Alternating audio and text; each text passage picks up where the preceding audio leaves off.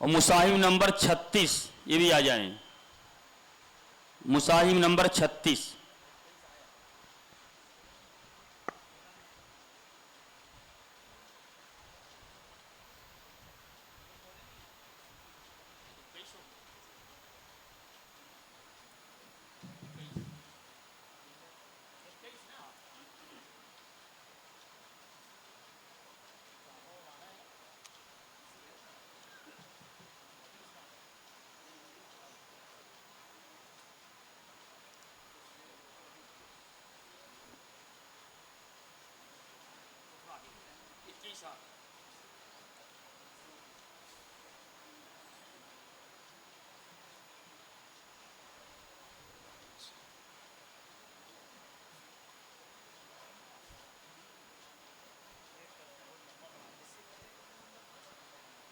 से पहले कहते इससे पहले कितना नंबर था? 34 नंबर था इससे पहले। 35।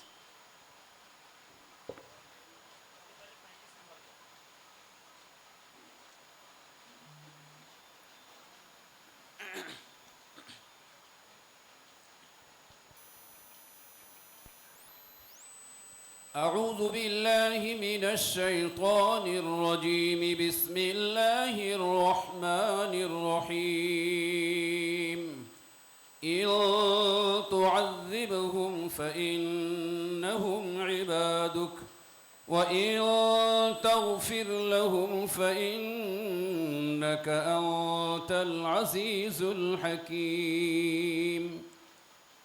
أعوذ بالله من الشيطان الرجيم بسم الله الرحمن الرحيم إن تعذبهم فإنهم عبادك وإن تغفر لهم فإنك أنت العزيز الحكيم.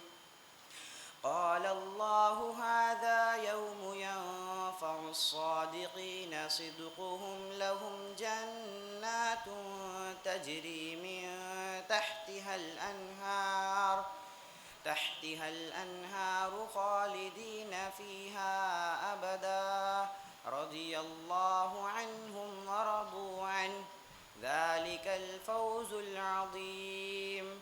لله ملك السماوات والأرض وما فيهن وهو على كل شيء قدير. بسم الله الرحمن الرحيم الحمد لله الذي خلق السماوات والأرض وجعل الظلمات والنور ثم الذين كفروا بربهم يعدلون. هو الذي خلقكم من طين ثم قضى أجلا وأجل مسمى عنده ثم أنتم تمترون. وهو الله في السماوات وفي الأرض يعلم سركم وجهركم ويعلم ما تكسبون. बस थोड़ा माइक से करीब आएं और माइक से करीब आएं. أعوذ بالله من الشيطان الرجيم بسم الله الرحمن الرحيم وتالله لأكيدن أصنامكم بعد أن تولوا مدبرين. بسم الله الرحمن الرحيم وتالله لأكيدن أصنامكم بعد أن تولوا مدبرين فجعلهم جذاذا إلا كبيرا لهم لعلهم إليه يرجعون. قالوا من فعل هذا بآلهتنا إنه لمن الظالمين.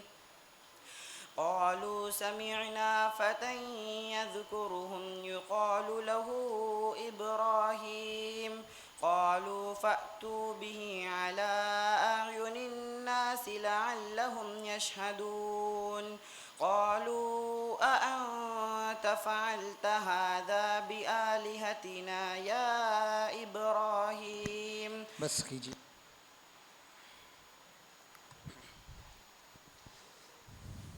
أعوذ بالله من الشيطان الرجيم وعرضوا على ربك صفا لقد جئتمونا كما خلقناكم أول مرة.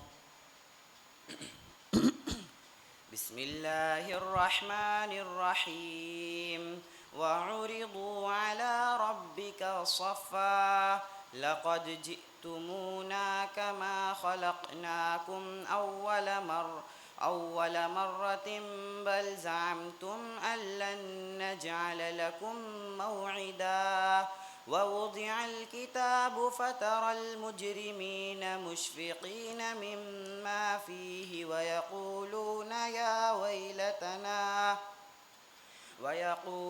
يا ويلتنا ما لهذا الكتاب لا يغادر صغيرة ولا كبيرة إلا أحصاها ووجدوا ما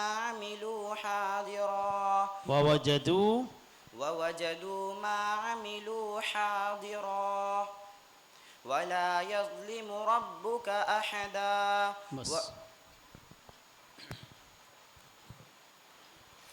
آپ نے پہلے سوال کے جواب میں ایک آیت پڑھی جس کا ایک جملہ ہے شیء قدیر. قدیر کی راء پر ہوگی یا باریک ہوگی؟ رائے ساکنہ باریک ہوں گی. کیوں باریک ہوگی بتا سکتے ہیں؟ کیونکہ را ساکن سے پہلے زیر ہے. سوچ کے بتلائیں. را ساکن سے پہلے معن زیر ہے، فوراً زیر ہے یا اس سے کچھ پہلے؟ ساکن سے پہلے زیر. تو قاعدہ کیا ہے؟ قاعدے کے اعتبار سے بتلائیں آپ. رائے ساکن سے پہلے اگر کوئی زبر زیر پیش میں سے کوئی حرکت نہ ہو تو پھر اس کے پچھلے والے حرف کو دیکھیں گے، اس میں زیر ہے اس لیے رائے ساکنہ باریک ہوں گی. آپ غور کر کے بتلائیے، سوچ کے، ایک مرتبہ اور موقع دیا جاتا ہے. شیء قدیر. قدیر کی راء پر ہوگی یا باریک؟ کیا وجہ ہے؟ شیء قدیر، یہ اصل میں لکھا ہوا ہے شیء قدیر، تو یہاں پہ دو تنوین ہے بس کریے. دوسرا سوال آپ کا غین کا مخرج بتلائیے. درمیانی حلق سے. سوچ کے بتلائیے. شروع کے حلق سے، منہ کے قریب سے. جائیے. حکم حضرات نوٹ کر لیں، تشریف لا رہے ہیں مساہم